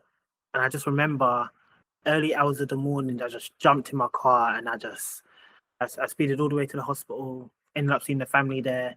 And then it came out that he had a child on the way. Yeah, he had a child on the way. But then he passed, and he never got to meet his son. Yeah, he never got to meet his son. Really sorry to hear that, mate. So, but then I'm the godfather for his son, so yeah. The man made me godfather. So it was beautiful that he was able, even though he's not here, but he's left someone here for him. And even his son, he's an amazing young boy. Even his mum, well, the son's mum, she's amazing. That she just gets on with it. Like she's a strong woman. She just gets on with it. She doesn't, not to say she uses that as an excuse, but she doesn't say, "Oh, I'm not progressing because I've lost my child's father." Like she gets on with it, and she's done great things for their son. Like he's modeled for some top brands, for Primark. Oh wow, okay. Yeah, he's for Gucci as well. He's done some good stuff. So what is he, about 7, 8, 7? I guess he's 8. He's 8. Yeah. Are you in his life quite a lot? Yeah. So I guess I do need to be there more, because I do let work get in front of it. It's hard. The balance of life is tough, but that kid's in desperate need of good male role models, right? Yeah. You know, that kid might be crying out for good men. And you know, you're a good guy, you know, and even the show and things like that, it's like, you know, watching somebody, because I don't know what it was like from when you were a kid, but I didn't see anybody win. And I didn't see business owners. I didn't see good people. I didn't see, you know, but you don't see people succeed and prosper. So he's seen you do something very public and do well and being yourself. Like I hold it really close to my heart, and even just me being on the show, he was, after he found out I won, he was like, "I knew you was gonna win from the beginning." So I do my best to be a role model for him and also for my children as well. But it all speaks to you as a person, and again, I'm most interested. Success is interesting, sure, but why we are who we are interests me far more. And now knowing that about Beyond and about his son, and all that.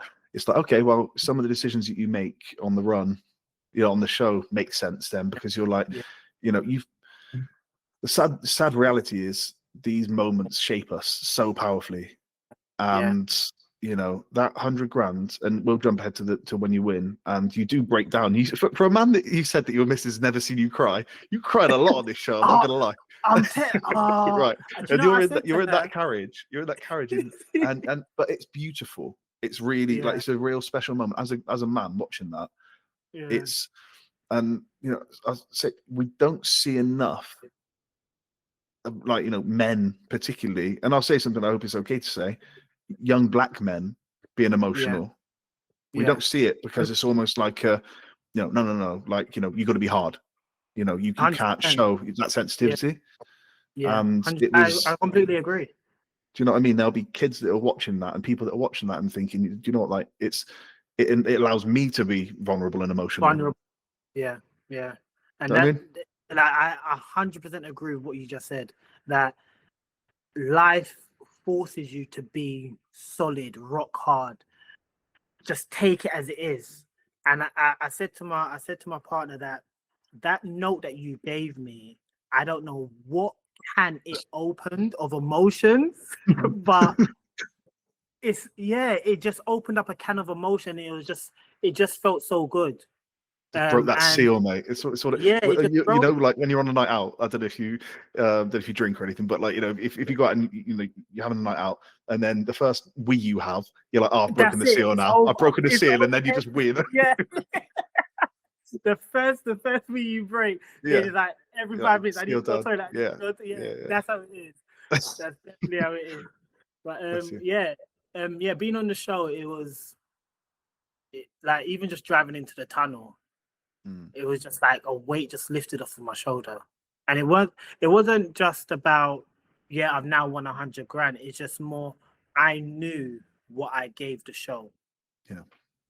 That's the main thing, that I knew what I gave it. And even if I didn't win, I still knew that I gave it 110%. So it's powerful. And it's like, how do you reflect on that moment now? When you think about that moment where you see that, you see that cash, and you're just like, how do you feel when you think back to that moment? It's just like, it's so hard to explain, because there's so many factors that come into that moment, and it's just more of a pinch me moment. Like, is this actually real? Yeah. But then it's the delayed gratification. It's the perseverance that, aside from the show, that I've been going through in my personal life, the losses and the lessons that I've had to learn over the years, the countless of broken promises, of like me telling my partner, look, we're going to get our breakthrough. It hasn't come. Telling the children, we're going to get our breakthrough. It hasn't come. But it's just me saying, Shaq, you've got this. Every day that I get up, I know, okay, God has given me another chance at life, another chance at doing something great. So yes, when I get my setbacks, and I say, do you know, I'm going to go at it again. I'm going to go at it again. I'm going to go at it again, to then land this opportunity, to then give it 110%, and to be rewarded in that way. It's not because of the show. It's because of what I've been doing back there. All of the books I've been reading, all of the seminars that I've been going to, all of the people I've been connecting with, all of that is the lead up to that moment.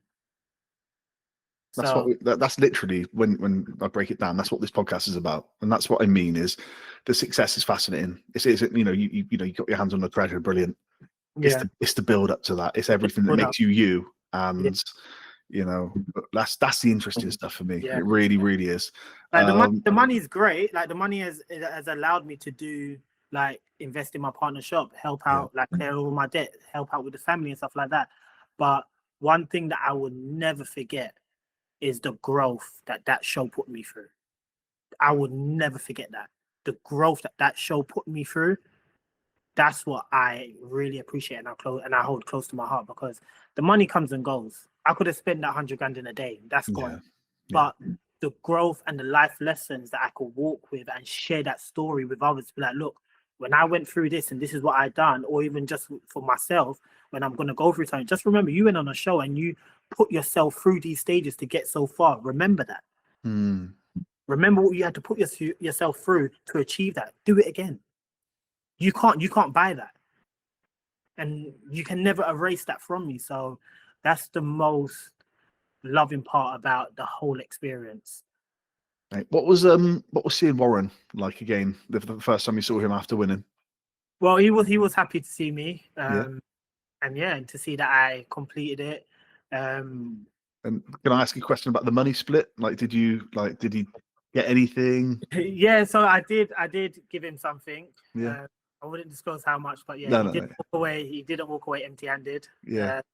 But for 3 days work, boy. he did all right. I guess he pushed the first, he started rolling the stone, right?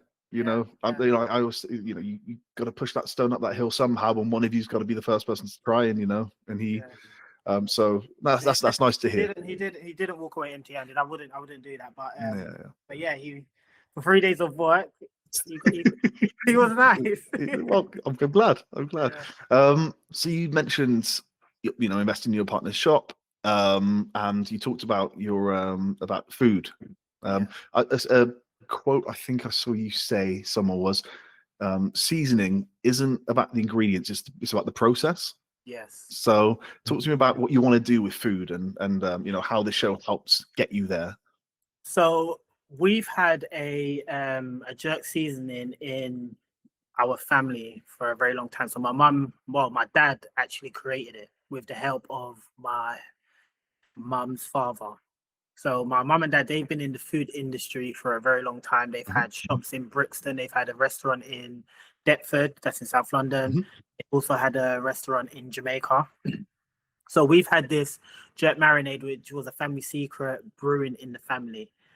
Out of the 8 siblings, I'm the only one that has taken it and made it my own. Right. So my dad's given me the foundation, given me all the ingredients, given me all the secrets behind it, and I'm the one that has taken a true passion for it. So any Caribbean restaurant we go to, my partner knows what to order me. Shaq wants a jerk chicken. Yeah. Because I'm going to test your jerk chicken and I'm going to critique it. I want to know what your season's like, what the flavor's like, what is the process? Because with anything that we do, there's a process. And if the process isn't right, the food is not going to come out right. So it's just more than rubbing up meat and putting it together. It's about what's the process behind it, what's going inside of the seasoning, how are you marinating it, how are you cooking it, what's the process like. So I've taken on the jerk seasoning, and to those that are close around me, they have been pushing me for so long with, Shaq, you need to bring this to the market. Everyone needs to taste this. But finances not being on my side back then, as much as I wanted to do it, finances was always the issue. So now, once winning the show, I'm bringing it to the market and making everyone sample my jerk seasoning. So first of all, I know I did say I wanted to open up a restaurant, which is not going to happen now or for now, but I will be bringing the jerk marinade and the dry rub to the market. So I'll be selling that. How are you going to do that? So I'll be promoting it on social media. So my first guest was Levi Roots. So funny enough, Levi Roots. So my mum and dad used to do carnival, not carnival, and Levi Roots was our neighbor at carnival. So my mum and dad know Levi Roots very well, even before going on Dragon's Den. Yeah. And I literally saw him a couple weeks back, and I told him about my vision with my source, some advice. So he's like, this is how you've got to position yourself. This is what you've got to do. So taking all of that on board and pushing the seasoning this year. So the name of the business is called the Jerk Lab. So I've already got my Instagram page, and I'm putting up my TikTok soon. So yeah, it's called the Jerk Lab. Also to add, this year in the summer, I'll be doing a pop-up. One to celebrate winning Hunted show, but then 2 for people to come down, meet me in person, and also taste my food. I've got a few questions, kind of behind the scenes things that I would love to get into. I reckon I appreciate we're going long. What is the biggest lie people believe about Hunted after watching it on TV? What's the biggest lie? Yeah. What do they think about Hunted that isn't true? They think it's scripted. Yeah. It's not. It's not. There are moments. Even if they don't believe what I'm saying from doing it, and to be honest, I understand where they're coming from. I fully understand where they're coming from. Where before going on the show and just watching it on TV, I'm like, yeah, that's scripted. That's scripted. But now doing it, it is so not scripted. It is purely go out there and do what you need to do. There was a moment where I think somebody was in Ipswich or something like that, and they're like, "Yep, we're 8 minutes away," and I was like, "How are you 8 minutes away? Like, how are you that close?" Like, so what it is that they could be. So I think where was I? When I came for extraction details from my house, and the hunters were on their way. I think they said they was 15 minutes away. They were in Brixton, so they were actually 15 minutes away from Croydon. But I already know, because I know Brixton to Croydon, yeah, I'll be way gone. You know how long you've got. Yeah, I know. So sometimes they are literally close by. Remember, if they're doing their intelligence work behind the scenes, they may know where to position themselves. So sometimes they are 8 minutes away, where they could be saying, okay, they could say, oh, Shaq's in Birmingham on so and so street. So just position yourself around that area. Yeah. Until we tell you to go.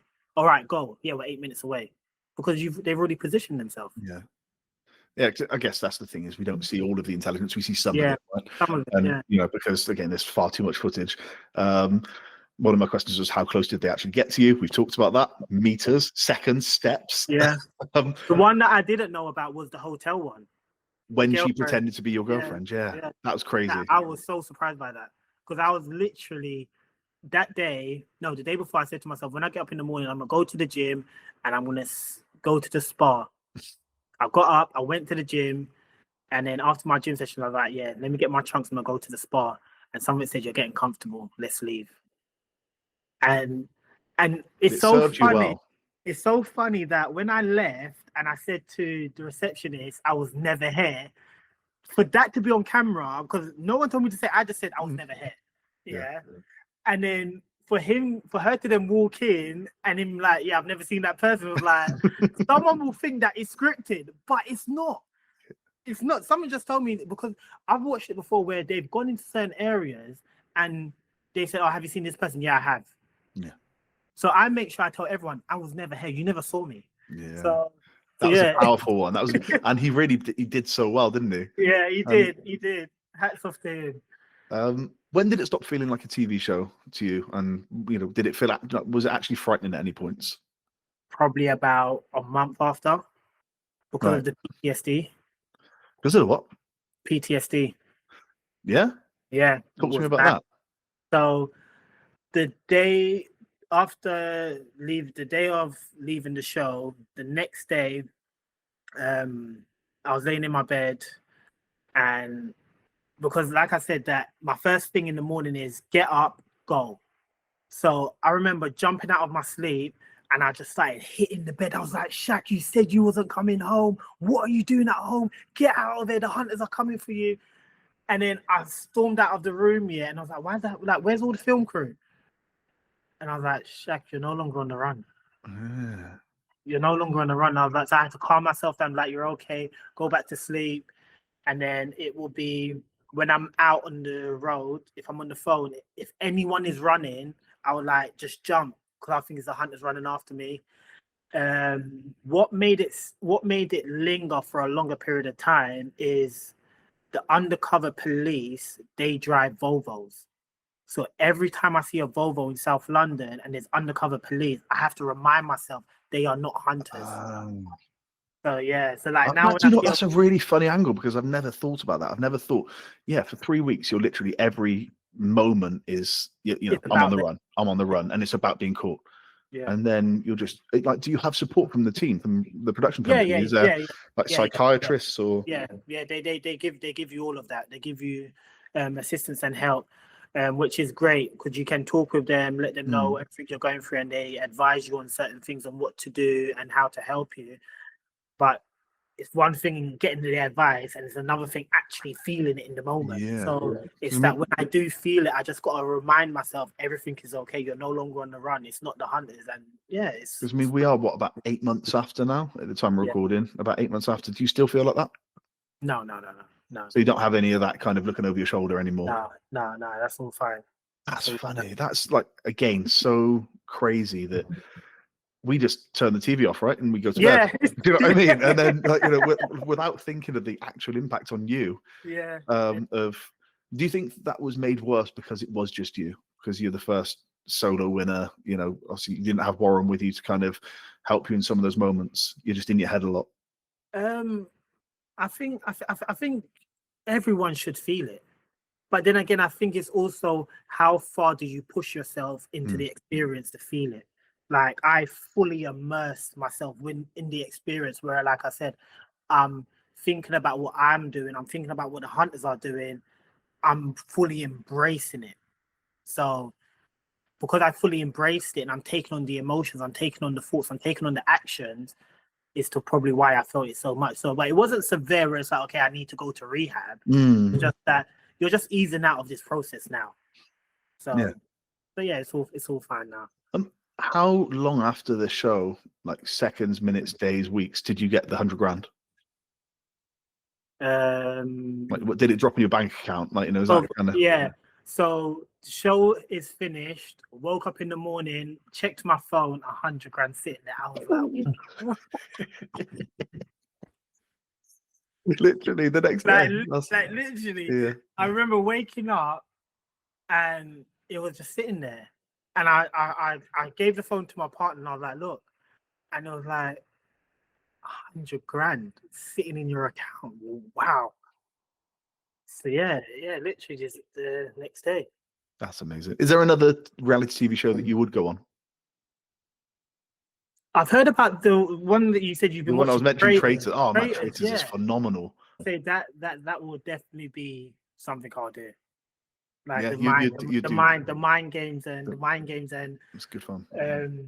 The poker face. Like people have a very good poker face. What's a rule or restriction contestants live by that viewers are never told that we haven't already touched on? Well, we got to move every single day. Yeah. And then the show cuts off at a certain point. That's the main stuff. That the show cuts off at a certain point, and we've got to move every single day. If you could give one piece of advice that production probably wouldn't ever officially say out loud, what would it be for anybody that was thinking of going on the show? What bit of advice would you give? Give it your all. Like, for anyone that is listening to this and that applies for the show and gets accepted for the show, give it your all. Like, at the moment where you want to give up, don't. Because on day 20, I believe it was day 20 or day 19, I remember driving to meet Duncan. I was driving from Croydon to Brighton to meet Duncan, and I just remember sitting in the car and I was exhausted because your mind is going 24/7, like just on the go. And I just remember sitting in the car on the motorway and I was just exhausted. And I was like, I just want to give up. And I just want to give up. And this is at day 19. I'm only like 2 days away from extraction and I want to give up. And I remember meeting Duncan and he greeted me and was like, how are you? And he was like, stop. He asked me, how am I? And I was like, I'm fine. And then he was like, hold on a second. He was like, be bothered. And I was like, what? He was like, be bothered. And I was like, what do you mean by that? He was like, when you reach that moment where you can't be bothered, be bothered. And when the moment he said that, it put a battery in my back where it's like, from that drive, and I was like, I can't be bothered anymore. It was like, be bothered. And now I take that into my everyday life where it's like, there's times where it's like, oh, I'll do that tomorrow. No, be bothered to do it now. What if tomorrow doesn't come? Yeah. So this Duncan sounds like a bloody good guy. It sounds great. It sounds really cool. I said to him that for the last day before extraction, I need to come and see you. I need to be in your presence because he's amazing. And I met up with him a few weeks back, and we was having a good chat. And he was like, he said to me that I knew you was gonna win. He's like, I didn't need to watch It's the a whole thing. mindset. It's his mindset. His mindset's powerful. It's Yeah. powerful. So Yeah, that's incredible. yeah. So for anyone that is going on the show, give it your all. Be bothered. And be bothered. Are there any mistakes that people make in the first day or two that you're like rookie mistakes that you're like, yeah. Calling their family members. Yeah. Don't call them. Don't call or even visit the ones closest to you. And if you are going to visit the ones closest to you, be very strategic about on how you're doing it. Yeah. Turn up without calling. Yeah. Just turn up. And then the hunters have got nothing on you. If you I did think it was very naughty having the extraction details at your house, at your houses, and I felt terrible for that farmer. The farmer guy as well. I felt terrible for him. I felt really bad for him because I was like, his house is in the middle of nowhere. There's nowhere to run, nowhere to go. That guy, Andrew. Yeah. I mean, I thought they were doing really, really well, but just like what an awful thing to put on you all. You have to go back. You have to go, and that was my plan, to never come home. Yeah. So when they said you got to go home for extraction details, I was like, out of all places to go. Mate, would you do it again, knowing everything you know 100%. now? 100%. Do you think you'd be better this time? What's that? Do you think you'd be better? Yeah. If I was to do it again, I'll do it with my partner. Yeah. Do you think you could? Yeah. I would love to put myself and her to the test to see how far she can push herself. And because I've already done it, I know how far I pushed myself to do it, but to see how far she could push herself and how far she could go with it. I would love to do it with her. Maybe they could bring back, do some like couples edition of bring all the winners, because that's 8 series, so they've got the eight pairs. I always ask everybody to finish this sentence for me. Anything is possible if. Anything is possible if you believe in yourself and you persevere. And you did. And you did. Yeah. Believe in yourself and persevere. Well done, man. Even when you don't, also to add, even at moments where you don't believe in yourself, just persevere. When didn't you believe in yourself in the show? What's that? When didn't you believe in yourself? Was there a moment where you thought, I know you said a minute ago that you just, you got to not being bothered, but was there a moment where you truly didn't believe in yourself? Yes, when me and Warren was door knocking, because the first couple of no's does knock the confidence, where it's like, I can't do this.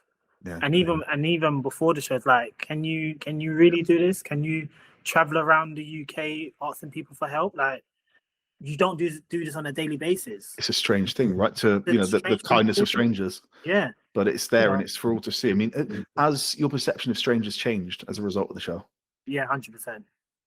Not everyone is the same, and you're gonna have your people that does say no. Because there was people that did say no, but if you continue asking, you're gonna land that one yes that changes everything. So don't paint everyone with the same brush. That's one thing that I've come to understand, which I always knew. Don't paint everyone with the same brush, and don't let your ethnic background define you.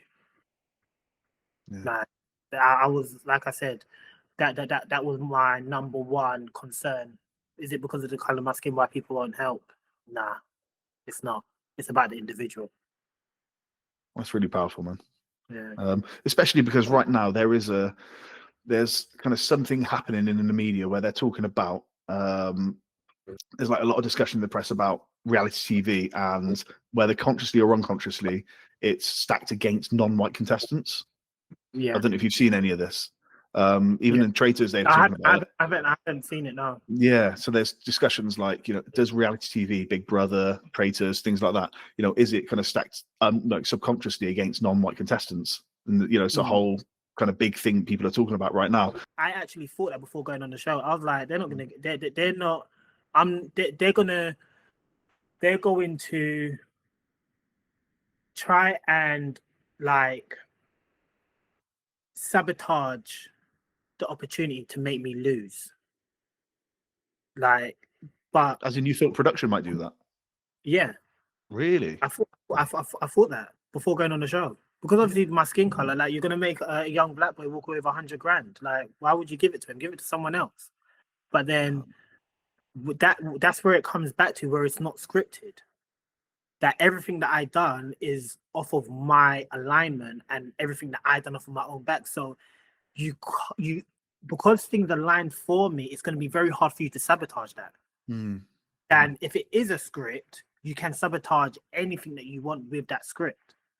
So it was my preconceived thoughts that, oh, that I would never win it. But then when you're aligned, when you give it your all, and when you persevere, when you work hard, you can't take away a blessing from someone that's giving it their all. Yeah, and that's what I teach my children, that you can achieve anything you want, and don't look on the price tag. Don't think that, oh, you're unworthy. You can achieve anything you want. Just put your mind at it and persevere and be determined and just go for it.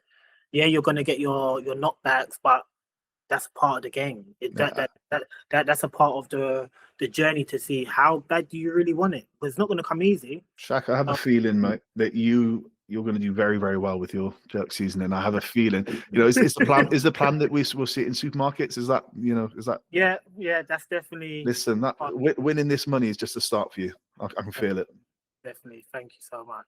No, you weren't earning that money. You earned that money. That's what it is. You earned that money, and it's just a start. So I'm excited to see what comes next. And when you're rolling in it, and you've made your mega millions from your jerk season, and come back on, and we'll talk about that. Definitely will do.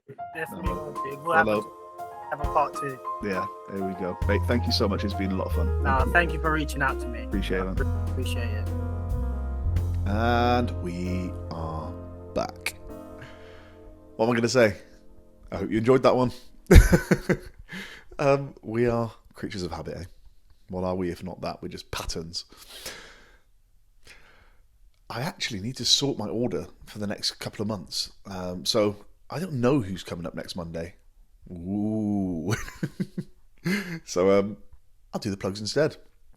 Go follow me, Rich Leigh Pod, LEIGHPOD, on Instagram and the things, TikTok, and all the places where I put content out.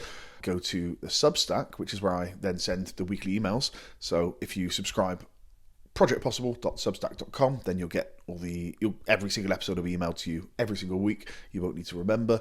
Or you can just subscribe wherever you're listening to or watching this right now. Go and subscribe. If you're on YouTube, click the bell, and then you'll be notified. So when you click subscribe, there's a bell that you can click that notifies you when there are new episodes or new things posted. Just past 2.5 million views on YouTube, which is incredible. Almost at 10,000 subscribers now. So I don't know. I think we're doing something right. I'm having fun. Are you having fun? Right. As I say, not sure who's coming up next Monday, but either way, it will be a good one. I've got loads of great ones in the bank, and it's just choosing what order that comes in. I will speak to you next week. See you later. Bye.